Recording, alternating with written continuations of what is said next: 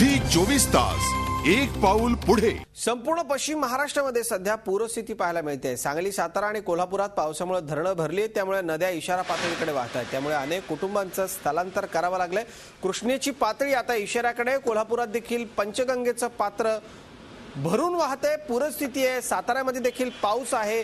कोयनेचे दरवाजे आपल्याला माहिती आहे उघडण्यात आले होते। कोल्हापुरात 70 गावांचा संपर्क तुटलेला आहे। एकूण संपूर्ण पश्चिम महाराष्ट्र सध्या भरपूर पावसानं झोडपून निघालाय। सगळीकडे पाणीच पाणी अशी स्थिती आहे।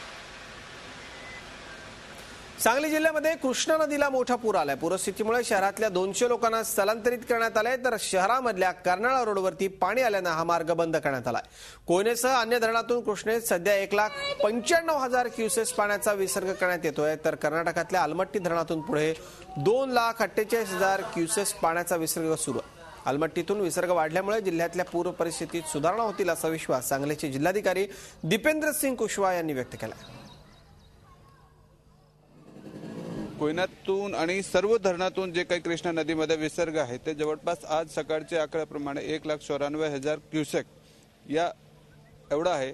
आणि हे कोऑर्डिनेशन जर आलमट्टीशी केल्यानंतर त्यांनी विसर्ग वाढवला आणि त्यांचा विसर्ग जवळपास 2,48,000 क्युसेक एवढा आहे। त्यामुळे आपला इनटेकपेक्षा आउटटेक जास्त आहे। हळूहळू या परिस्थितीमध्ये सुधारणा होईल। काही भागात सांगलीचे Suryavanshi plot, Karnal road, Inamdar colony या भागात थोडासा पाणी शिरलेलं आहे आणि त्यामुळे या भागातल्या लोकांना सुरक्षित ठिकाणी शिफ्ट करण्यात आलेलं आहे। झी 24 तास एक पाऊल पुढे।